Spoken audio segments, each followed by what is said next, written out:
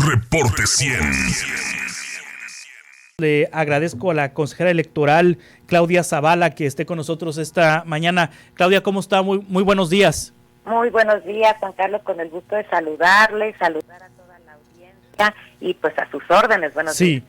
Hasta el momento, de las 6 leyes que contemplan el plan B de la reforma electoral o el plan B electoral, se han publicado 2, Claudia. ¿Cuáles han sido publicadas? ¿Cuáles faltan por publicar? A ver, se publicaron 2, que es la Ley Federal de Comunicación Social, sí, y unas reformas a la Ley de Responsabilidades Administrativas que van alineadas a lo que se regula en la Ley de Comunicación Social. En estas, lo que toca en la materia electoral, pues es el tema de lo que debe entenderse por propaganda gubernamental, y hacen un giro en la definición de propaganda gubernamental, que pues desde nuestro punto de vista, que hemos hecho los análisis y la intención que tuvo el legislador al reformar el artículo 134 de la Constitución, pues dista mucho de ser el concepto que la Constitución señaló al momento de reformarse. Esas son las 2 que ya están publicadas. Sí, ¿qué efectos tienen estas 2? Al ser publicadas, ¿qué efectos ya en la práctica, en los hechos, tienen ya? Que ya son vigentes, que deben de ser aplicadas. Aquí algo bien importante, Juan Carlos, que creo que debemos aclarar. Actualmente se están llevando a cabo los procesos electorales en Coahuila y Estado de México. Esos procesos se rigen con la ley de antes.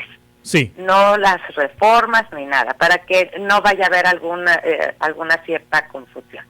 Pero lo que quiere decir que ya están publicadas en el Diario Oficial de la Federación es que todas las ciudadanas y los ciudadanos ya las pudimos conocer y por tanto ya son vigentes, ya tienen que ser aplicadas. Ya las conocemos, pues ya nos obligan y ya tienen que ser aplicadas. Sí. Y esas son las que ya están ahora. Sí. Falta y está en el proceso legislativo, que pues se retomará ya a partir del 1 de febrero, faltan las reformas a la sustancia en la materia electoral, que es la Ley General de Instituciones y Procedimientos Electorales, la Ley General de Partidos Políticos. También hay un gran cambio en la Ley de Medios de Impugnación en materia electoral, que tiene que ver pues como los medios de defensa que tenemos las y los ciudadanos y todos los que intervienen en la materia electoral para hacer valer las inconformidades ante los tribunales. Este cúmulo de leyes pues regulan y tienen grandes cambios, que son los que nos hemos enfocado, sobre todo a la ley de medios, ley de partidos, a hacer análisis técnicos muy precisos de qué impacto tendrían en las elecciones en México, de aprobarse, como que ya están en una última fase, esas reformas, Juan Carlos. Y la verdad es que el Consejo General conoció en su sesión anterior los impactos a partir del informe que nos presentó el secretario ejecutivo, y son unos impactos muy serios porque merman la calidad de la democracia en México. ¿Cuál es el impacto más fuerte?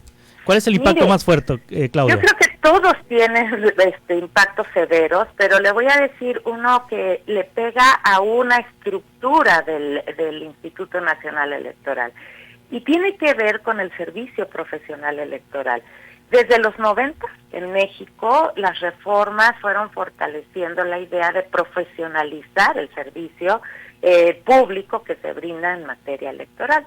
Y se construyó el servicio profesional electoral, que es la idea de que la gente, las personas, se incorporen a la institución, asciendan en la institución a partir del mérito, de su trabajo, de su evaluación.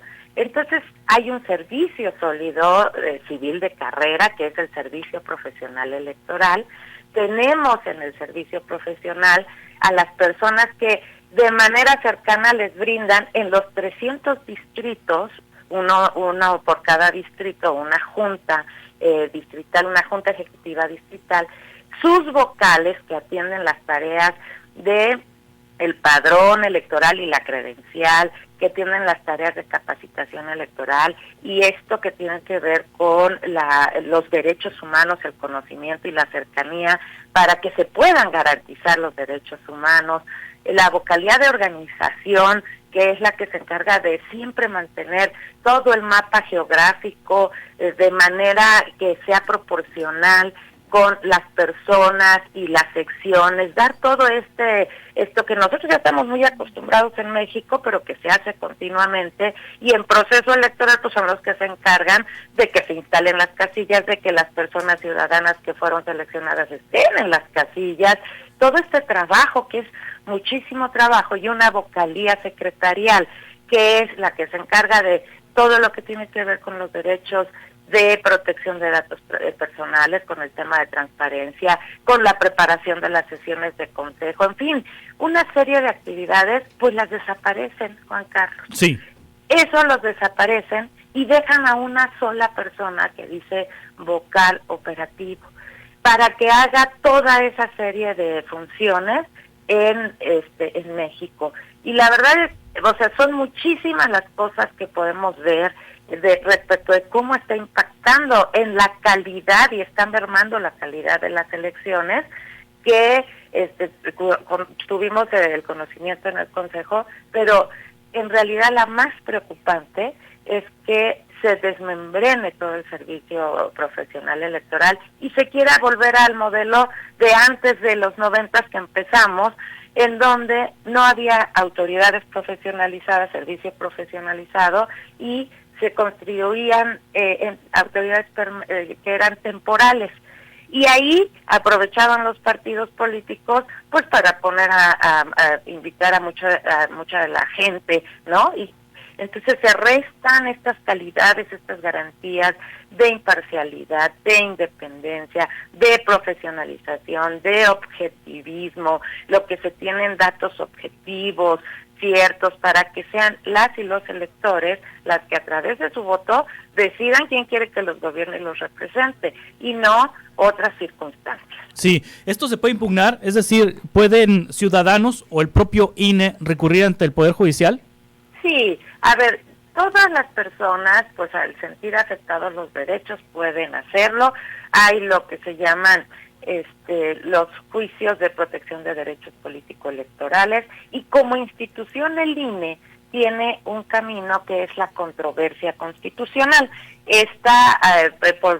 Como se considera que hay cosas que son inconstitucionales, porque la Constitución no se reformó y la Constitución dice otra cosa, entonces nosotros acudimos a la Corte, al Tribunal Máximo de este país, y le hacemos este planteamiento a través de una controversia constitucional. Y lo vamos a hacer en el Consejo General.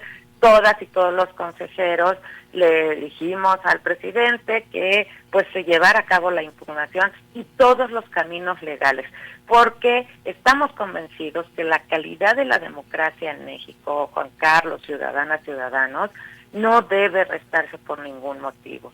Aquí el pretexto es la austeridad, pero la verdad es que lo que le están pegando es al ejercicio de los derechos político-electorales, que nos ha costado mucho trabajo en México tener garantías sólidas para el ejercicio pleno, libre y auténtico. Sí, la reforma constitucional no pasó porque no tuvo los votos suficientes de la oposición en las cámaras, Claudia Zavala. ¿La reforma constitucional era más grave que el Plan B o el Plan B es similar a la reforma constitucional? En gravedad y en impacto yo creo que son iguales. Sí. Porque mire, el Plan B destaza a una institución.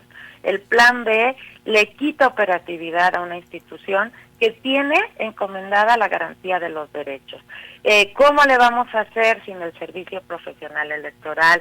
También en la parte técnica operativa tiene muchas cosas que son cambios y que pegan en la calidad de la democracia. Entonces, tan grave una como otra, porque, y aquí en el Plan B, déjenme decirlo así, como la Constitución no se cambió, pues entonces muchas cosas son contrarias a la Constitución, quitan la esencia del pacto social que tuvimos en una Constitución y que es la que nos rige. Y pues todas las servidoras y servidoras públicas protestamos cumplir la Constitución y las leyes que de ella emanen. Sí, todos los recursos que se promuevan en contra del Plan B por parte de ciudadanos, por parte del propio INE, deberán resolverse antes de que inicie el año electoral para la renovación presidencial. Pues mire, por ejemplo, en acciones de inconstitucionalidad sí está previsto el supuesto, y esas son las que pueden promover los partidos políticos o un porcentaje de la Cámara de Diputados o de las diversas cámaras. Y ahí sí está previsto pues que al tratarse de materia electoral, las reglas de la democracia pues deben de estar conocidas previamente para que puedan operar. Y entonces yo creo que este tema debe de seguir la misma suerte para que podamos hacer los cambios, aplicar o no, que sí, que no, o nada, qué va a hacer, y debe haber certeza, Juan Carlos. Sí. Y sobre todo porque este plan B, fíjese, reduce muchos tiempos electorales sin tomar en consideración a la autoridad. Y ahora está señalando que el proceso electoral iniciaría en noviembre. Entonces yo creo que sí tiene que ser resuelto antes, porque si no hay certeza, pues se rompe un gran principio en la materia electoral. Sí, estamos hablando que el plazo sería ¿cuándo, Claudia Zavala? Es decir, todas estas controversias tendrían que resolverse ¿antes de qué fecha? La ley vigente dice sí. que el proceso electoral inicia en septiembre de este año, sí. el federal. Entonces antes debe estar resuelto para que haya claridad. Sí, estamos hablando de marzo, abril, mayo, junio, julio, agosto, septiembre, 7 meses. Sí. 7 meses para que inicie el año electoral. Así es, en la primera semana de septiembre se inicia el proceso electoral federal. Sí. Y déjenme decirles, es que el proceso electoral 2023-24 es el primer proceso donde ahora todos los estados, todos, van a tener elección. Y va a haber elección federal. Es el que ya acumula el proceso electoral más grande, porque ahora sí 32 estados y federal va a haber proceso electoral y va a haber un gran movimiento político. ¿Cómo lo van a explicar finalmente, Claudia Zavala, a los ciudadanos? Porque estamos hablando de aspectos muy técnicos que difícilmente el elector, el ciudadano, lo entiende, y es más fácil de entender el discurso de quienes promovieron el Plan B. Cuando en el Plan B hablan de una mafia electoral, el poder de las élites, la partidocracia, pues es como un mensaje que pega más que estos asuntos técnicos. ¿Cómo lo van a explicar a los ciudadanos, sobre todo aquellos que están de acuerdo con el Plan B con base en estos temas ideológicos que ha divulgado Morena?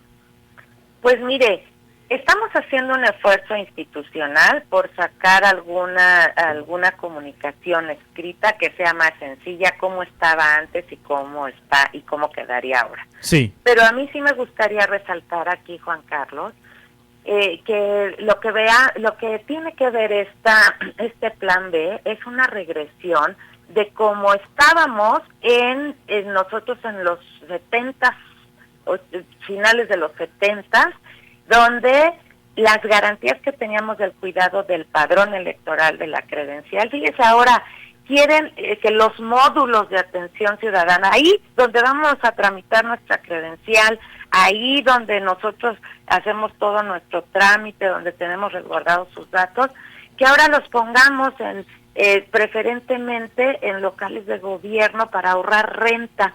Imagínese usted todo el cúmulo de datos que nosotros tenemos protegidos, las credenciales mismas que ahí esperan a la ciudadanía para cuando las vayan a recoger, que dependa, o el servicio de un módulo donde les atendemos para su credencial, que dependa de si está abierta o no la oficina, de los horarios de una oficina, de muchos factores que nos impedirían a nosotros dar el servicio, que ahora la gente está acostumbrada. Las personas, los ciudadanos, están acostumbrados a un servicio de calidad para que se les expida ese documento que es el principal documento de identidad en México. Así que les tratamos de explicar estas cosas así tan sencillas, porque de verdad es increíble que por pretender, con el pretexto de la austeridad, pretendan ahorrar en rentas y derribar todas estas garantías. Otra cosa que tenemos muy claro, que le pega directamente a la ciudadanía, es todas estas personas que se encuentran a diario cuando les van a dar los cursos, cuando participan en las escuelas, todas estas personas quieren que se vayan y que solo el trabajo lo haga una sola persona. La austeridad, el principio de austeridad, implica una gran responsabilidad en el ejercicio de gasto. Sí. Lo que hacen los políticos es colocar una frase que es muy llamativa, pero yo les invitaría a la ciudadanía a que conozcan el INE, a que conozcan sus instalaciones. No hay opulencia en ninguna de nuestras instalaciones. No hay esa falacia que ocupan para tratar de destruir a una institución, Juan Carlos. Y así le contestaría a la ciudadanía: conozca el INE, venga, tiene graves implicaciones en sus derechos político-electorales. Tiene graves implicaciones porque regresamos a un modelo que muchos años derribamos para que las elecciones pudieran transitar así, y que fueran los ciudadanos que eligieran y los partidos políticos que pudieran cambiar si la ciudadanía lo decidía con esa libertad y autenticidad. Así que son falacias. Sí. Lo que se está utilizando son falacias, que son argumentos que no son ciertos. Pero además, y mucho me preocupa, que se maneja incluso una información que luego no es exacta, es manipulada para tener esta atención. Sí, Claudia Zavala, le agradezco mucho que nos haya tomado esta entrevista. Estamos en contacto para futuras conversaciones, si le parece. Claro que sí, Juan Carlos, la agradecida soy yo. Que tengan todas y todos muy buen día y pues estamos para servirles. Conozcan al INE, acérquense con nosotros, que el INE es su INE y una institución ciudadana. Gracias, Claudia. Gracias. Reporte 100.